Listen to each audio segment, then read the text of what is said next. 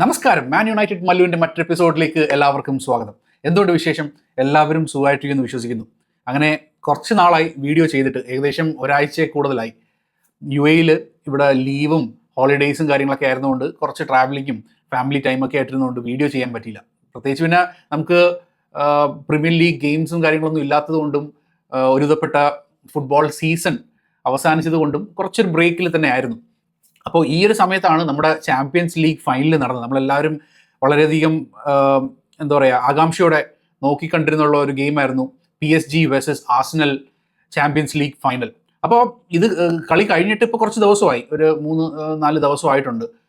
പക്ഷേ എന്നിരുന്നാൽ പോലും ഈ ഒരു ഗെയിമിനെ കുറിച്ചിട്ട് ഞാനൊരു വീഡിയോ ഇതുവരെയ്ക്ക് ഇട്ടിട്ടില്ല. ഞാൻ ആദ്യമേ ചെയ്യേണ്ടതെന്ന് വിചാരിച്ചിരുന്നതാണ്. പക്ഷേ എന്തോ ഞാൻ ഈ സമയത്ത് കുറച്ച് വീഡിയോസും യൂട്യൂബും പിന്നെ അല്ലാതെ ആർട്ടിക്കിൾസും കാര്യങ്ങളൊക്കെ വായിക്കുന്ന സമയത്ത് കുറേ കാര്യങ്ങൾ ഈ ചാമ്പ്യൻസ് ലീഗ് ഫൈനലിനെ കുറിച്ചിട്ടുള്ള കുറേ സംഭവങ്ങൾ, ചർച്ചകൾ, ഇതെല്ലാം ഞാൻ കാണാനിടയായി. അപ്പോൾ അങ്ങനത്തെ ഒരു വന്നപ്പം എനിക്ക് എൻ്റെ ഒപ്പീനിയനും കൂടെ പറയണം എന്നുള്ളൊരു ഒരു കാര്യം തോന്നി. അപ്പോൾ അതുകൊണ്ടിട്ടാണ് ഞാൻ ഈ ഒരു വീഡിയോ ചെയ്യുന്നത്. സോ ഫസ്റ്റ് ഓഫ് ഓൾ, നമ്മുടെ വീഡിയോ തുടങ്ങുന്നതിന് മുമ്പ് റിക്വസ്റ്റ് ഉണ്ട്, ഈ ഒരു വീഡിയോയ്ക്ക് ഒരു ലൈക്ക് തന്ന് ഹെൽപ്പ് ചെയ്യുക. പിന്നെ ചാനൽ വാച്ച് ചെയ്യുന്ന ആരെങ്കിലും സബ്സ്ക്രൈബ് ചെയ്തിട്ടില്ലെങ്കിൽ please subscribe to the channel as well. Okay, so നമുക്ക് നമ്മുടെ വീഡിയോയിലോട്ട് പോവാം.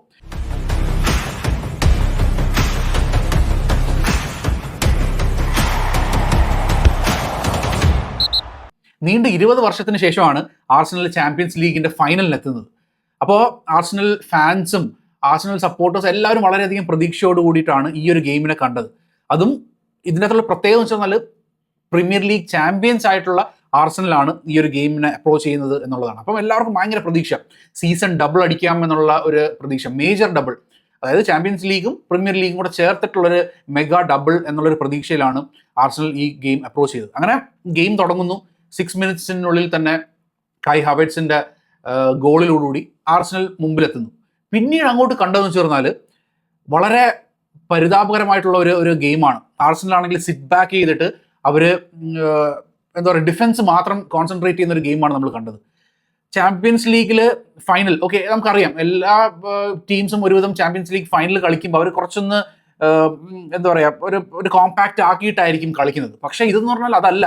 ഇതെന്ന് പറഞ്ഞാൽ ജസ്റ്റ് ഡിഫൻസ് മാത്രം. ഓക്കെ, ഒരു ഗോൾ ലീഡുണ്ട്, അത് വെച്ച് ഞങ്ങൾ അങ്ങ് 90 മിനിറ്റും അങ്ങ് കളിച്ചോളാം എന്നുള്ള ഒരു ചിന്താഗതിയോടു കൂടിയാണ് ആർസണൽ കളിച്ചത്. അവിടെയാണ് ഏറ്റവും ആദ്യം തന്നെ പിഴച്ചത്.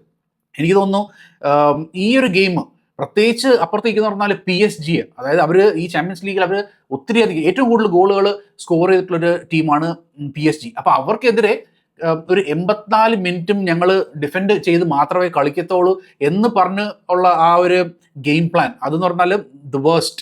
അങ്ങനെ ഒരു ഡിസിഷൻ എടുത്ത ആർട്ടേറ്റയും പിള്ളേരും എന്ന് പറഞ്ഞാൽ അവരുടെ കുഴി തോണ്ടി എന്ന് വേണം തന്നെ പറയാനായിട്ട്. അവർ ഒരു മികച്ച ഡിഫെൻസീവ് ടീം തന്നെയാണ്, അത് ഇല്ല എന്നൊന്നും പറയുന്നില്ല. പക്ഷേ ഒരു മേജർ ടീമിനെതിരെ, അതായത് PSG പോലുള്ള ഒരു വലിയ ടീമിനെതിരെ 84 മിനിറ്റിലും ഞങ്ങൾ അങ്ങനെ കളിക്കത്തുള്ളൂ എന്ന് പറഞ്ഞ് നിൽക്കുന്ന ഒരു രീതി, ആ ഒരു സ്ട്രാറ്റജി എന്ന് പറഞ്ഞാൽ ഏറ്റവും മോശമായിട്ടുള്ളൊരു സ്ട്രാറ്റജി തന്നെയാണ്. നിങ്ങൾ 20 വർഷം കാത്തിരുന്നത്, ഈ ആർസണൽ ടീം 20 വർഷം കാത്തിരുന്ന് പറഞ്ഞാൽ ഇങ്ങനെ ഒരു ഗെയിം കളിക്കാനായിട്ടാണോ?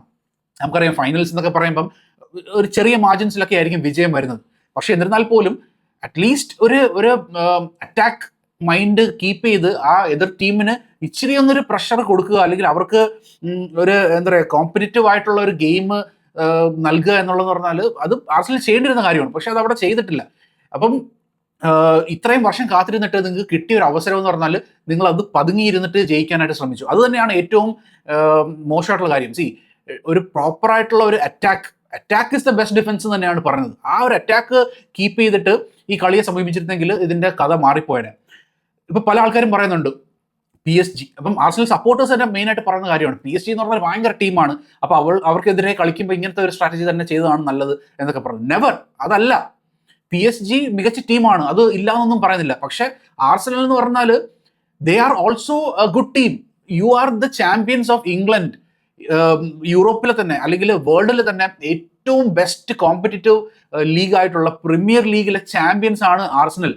ആ ആർസണലാണ് വന്ന് പറയുന്നത് PSG ഭയങ്കര ഒരു ടീമാണ്. ഫാമേഴ്സ് ലീഗ് എന്ന് അറിയപ്പെടുന്ന ലീഗിൽ നിന്നും, ഫ്രഞ്ച് ലീഗിൽ നിന്നും വരുന്നിട്ടുള്ള ചാമ്പ്യൻസ്.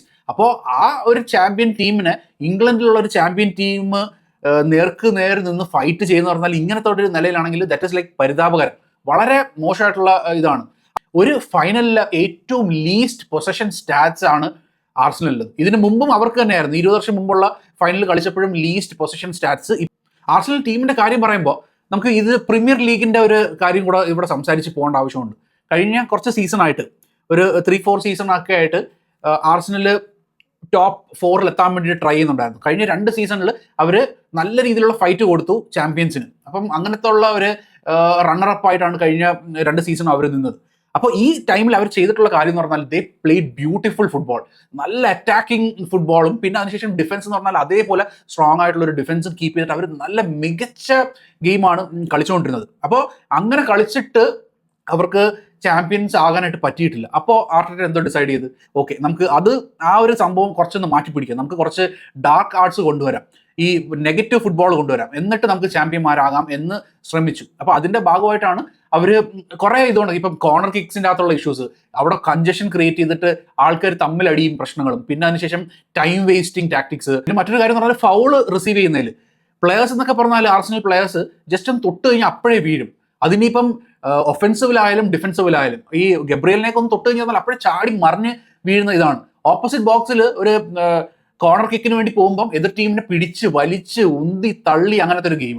അപ്പം മൊത്തത്തിലൊരു നെഗറ്റീവ് ഗെയിം കളിച്ചിട്ട് അവർ ചാമ്പ്യന്മാരാകാനായിട്ട് ശ്രമിച്ചു. ഏറ്റവും അവസാനം അവർക്ക് അത് നേടാനായിട്ട് സാധിക്കുകയും ചെയ്തു. അപ്പം എന്താ പറയുക, ചാമ്പ്യൻസ് ആയതെന്ന് പറഞ്ഞാൽ നോട്ട് ദ ബെസ്റ്റ് ചാമ്പ്യൻസ്. അത് തന്നെ ഞാൻ പറഞ്ഞു, ഞാൻ നമ്മുടെ ഇതിന് മുമ്പുള്ള വീഡിയോയ്ക്കകത്ത് ഞാൻ പറഞ്ഞിട്ടുള്ള കാര്യമാണ്. They are not the best champions. അവരെല്ലാവിധ നെഗറ്റീവ് ഷെയ്ഡും കൊണ്ടുവന്നിട്ട് ഫുട്ബോളിനെ ഒരു വല്ലാത്തൊരു ലെവലിൽ കൊണ്ടെത്തിച്ചു. അപ്പോൾ അതിൻ്റെ മെയിൻ കാരണത്താലാണ് എനിക്ക് തോന്നുന്നത് വേൾഡ് മൊത്തം മുഴുവൻ ഫാൻസും, ആർസണൽ ഫാൻസ് ഒഴിച്ചിട്ടുള്ള ബാക്കിയുള്ള ആൾക്കാരെല്ലാവരും ആർസണലിനെതിരെ തിരിഞ്ഞതിൻ്റെ മെയിൻ കാരണം ഇതാണ്. ഈ നെഗറ്റീവ് ഫുട്ബോൾ കൊണ്ടുവന്നതിൻ്റെ റീസൺ തന്നെയാണ്. പിന്നെ മറ്റൊരു കാര്യം എന്ന് പറഞ്ഞാൽ അവരുടെ ഫാൻസ്, ഈ ഫാൻസിൻ്റെ തള്ളും, പിന്നെ അതിനുശേഷം അവരുടെ like they are very delusional. അവർക്ക് എന്ന് പറഞ്ഞാൽ അവർ പറയുന്ന കാര്യം കേട്ട് കഴിഞ്ഞാൽ നമുക്ക് കണ്ണ് തള്ളിപ്പോവും. ഇങ്ങനത്തെ രീതിയിലുള്ള ഫാൻസിൻ്റെ ഈ ചൊറി വർത്താനം കേട്ടിട്ടാണ് ഈ ലോകം മുഴുവനും അവർക്കെതിരെ തിരിഞ്ഞിട്ടുള്ളത്. അതിനകത്തുള്ള കുറച്ച് കാര്യങ്ങളൊക്കെ ഇതാണ്. എന്ന് വെച്ചാൽ ആർട്ടറ്റ സർ അലക്സ് ഫെർഗ്യൂസനെയും കാട്ടി ബെറ്റർ ആയിട്ടുള്ളൊരു കോച്ചാണെന്നുള്ള സംസാരം. ഇത്രയധികം 13 പ്രീമിയർ ലീഗ് കപ്പടിച്ചിട്ടുള്ള ഒരു കോച്ചിനെ കുറിച്ചിട്ടാണ് ഇവന്മാർ ഈ വിധ സംസാരം പറഞ്ഞുകൊണ്ടിരിക്കുന്നത്. പിന്നെ മറ്റൊരു കാര്യം എന്ന് പറഞ്ഞാൽ മെസ്സിനെയും കാട്ടി മികച്ച പ്ലെയറാണ് സാക്ക.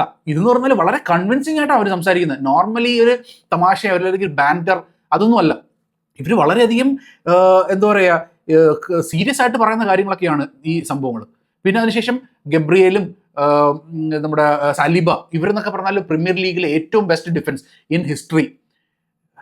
എനിക്കറിയാൻ പോയി ഒരു പ്രീമിയർ ലീഗ് ടൈറ്റിൽ അടിച്ചപ്പോൾ ഇവർ പറയുന്ന കാര്യങ്ങൾ ഇതൊക്കെയാണ്. സോ ഇങ്ങനത്തെ ഉള്ള ഡിലൂഷണൽ സംസാരങ്ങൾ വന്നതോടുകൂടി ലോകം മുഴുവനും അവർക്കെതിരെ തിരിഞ്ഞു. പല ആൾക്കാരും PSG സുപ്പീരിയർ ടീമാണ് എന്നൊക്കെ പറയുന്നുണ്ടായിരുന്നു. പക്ഷെ എന്നിരുന്നാൽ പോലും ആർസണലും ഒരു മേജർ ബെസ്റ്റ് ടീം തന്നെയാണ്. അവർ പ്രീമിയർ ലീഗ് ചാമ്പ്യൻസ് ആണ്. എനിക്ക് തോന്നുന്നു സിറ്റി ആയിരുന്നു ഫൈനലിൽ എത്തിയിരുന്നെങ്കിൽ പ്രോപ്പറായിട്ട് PSG-നെ ഒപ്പോസ് ചെയ്യുന്നുള്ള ഒരു ഗെയിം നമ്മളവിടെ കണ്ടേനെ. ഇത് ആർസണൽ ആയതുകൊണ്ട് അവർ വിചാരിച്ച് ഈസി ആയിട്ട് അങ്ങ് ഒരു ഗോൾ അടിച്ചിട്ട് അങ്ങ് ജയിച്ച് പോകാമെന്ന് കരുതി. അത് തന്നെയാണ് ഇതിനകത്ത് അവർ ചെയ്തിട്ടുള്ള ഏറ്റവും വലിയ മിസ്റ്റേക്ക്. പിന്നെ ഇതിനകത്ത് എടുത്തു പറയേണ്ട ഒരു കാര്യം എന്ന് പറഞ്ഞാൽ ടൈം വേസ്റ്റിംഗ്. ഫൈനലിൽ അവർ ഈ ഒരു സീസണിൽ മൊത്തം ചെയ്തിട്ടുള്ള ഒരു കാര്യം ഏറ്റവും അവസാനം ഫൈനലിന് കൊണ്ടുവന്നിട്ട് അവർ പരീക്ഷിക്കാനായിട്ട് ശ്രമിച്ചു.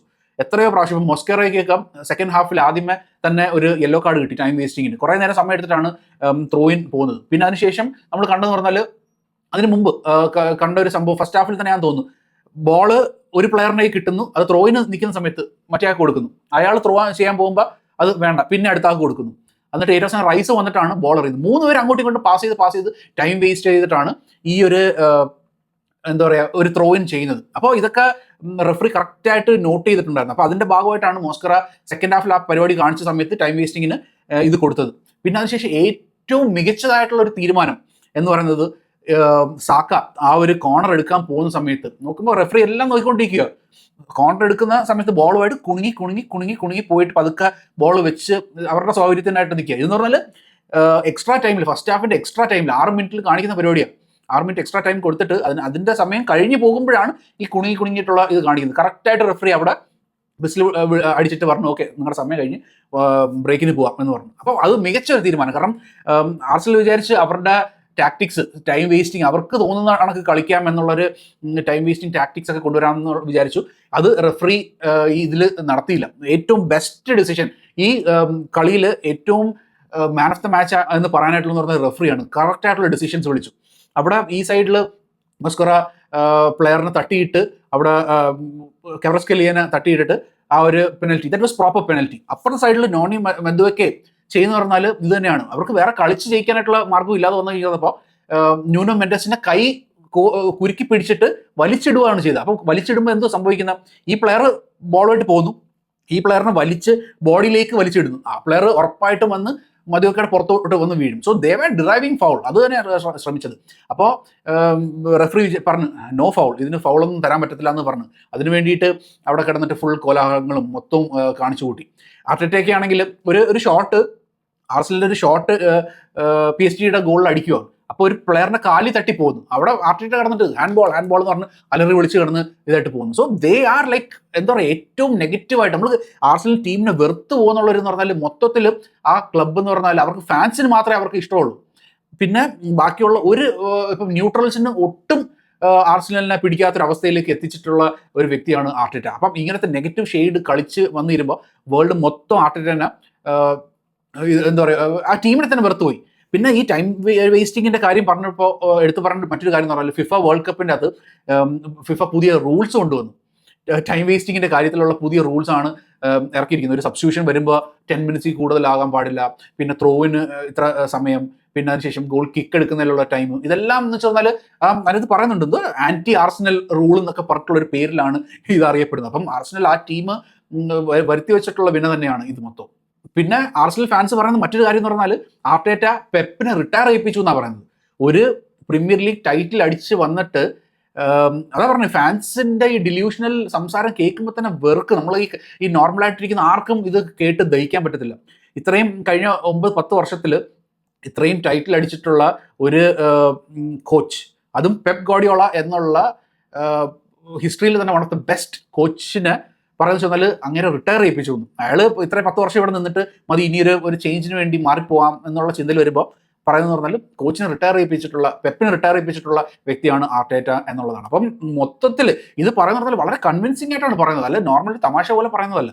അപ്പം മൊത്തത്തിൽ ഈ ഒരു ഗെയിം ആൾക്കാർ കാണുമ്പോൾ തന്നെ, അതായത് ഈ ഒരു ഗെയിമിനെ ആൾക്കാർ അപ്രോച്ച് ചെയ്യുന്ന നിലയിൽ എന്ന് പറഞ്ഞാൽ ആർസനൽ തോറ്റേ പറ്റൂ എന്നുള്ള നിലയ്ക്കാണ് ആൾക്കാർ ഈ കളി കണ്ടത്. അപ്പം മൊത്തത്തിൽ ഈ ഒരു ഗെയിം ഒരു 90 മിനിറ്റ്സിലേക്ക് പോകുന്നു, പിന്നെ അതിനുശേഷം എക്സ്ട്രാ ടൈമിലേക്ക് പോകുന്നു, അവിടെയും ഗോള് സ്കോർ ചെയ്യപ്പെടുന്നില്ല. പിന്നെയാണ് ഫൈനൽ ഷൂട്ട് ഔട്ട് വരുന്നത്. ഷൂട്ട് ഔട്ടിൽ എന്താ പറയുക, നമ്മുടെ എബ്രിച്ചി എസയുടെ ആ ഒരു അപ്രോച്ച് ടു ഗോൾ അടിക്കാൻ വരുമ്പോൾ ഈ ഹോപ്പ് ചെയ്ത് പതുക്കെ നിന്ന് ചവിട്ടി പിടിച്ച് ഒക്കെ അടിക്കുന്നത്, ഇത് ബ്രൂണോ ചെയ്യുന്ന കാര്യമാണ്.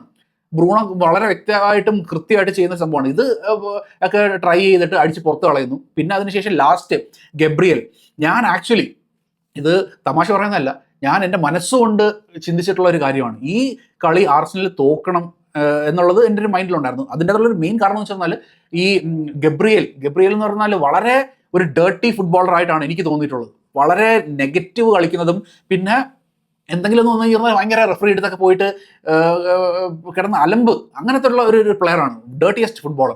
അങ്ങനത്തെ ഉള്ള ഒരു വ്യക്തി ആ ലാസ്റ്റ് കിക്ക് എടുക്കാൻ വരുമ്പോൾ എൻ്റെ എന്ന് പറഞ്ഞാൽ മൈൻഡിൽ പോയിക്കൊണ്ടിരുന്ന കാര്യം എന്ന് പറഞ്ഞാൽ, ദൈവമേ ഇവർ തോക്കുവാണെങ്കിൽ ഇവൻ അടിച്ച് കളയണം, ഇവൻ്റെ ഭാഗത്തു നിന്നുള്ള ഇതിൽ വന്നിട്ട് അവർ തോക്കണം എന്നുള്ളത്. കറക്റ്റായിട്ട് ഗബ്രിയലിൻ്റെ ആ ഒരു കിക്കിൽ നിന്നും അത് ആർസനലിൻ്റെ തോൽവി ഏറ്റുവാങ്ങി. അപ്പം ഏറ്റവും കൂടുതൽ എനിക്ക് ഭയങ്കരമായിട്ട് നല്ല രീതിയിലുള്ളൊരു സന്തോഷം അവിടെ കിട്ടി. അതാണ് എന്ന് വെച്ച് പറഞ്ഞാൽ നല്ല പ്ലെയേഴ്സ് ഉണ്ട്, നമുക്ക് ഒപ്പോണൻസ് ഉണ്ട്, നമ്മുടെ റൈവൽസ് ഉണ്ട്, നമ്മൾ റെസ്പെക്ട് ചെയ്യുന്ന ഒപ്പോണൻസും കാര്യങ്ങളൊക്കെ ഉണ്ട്.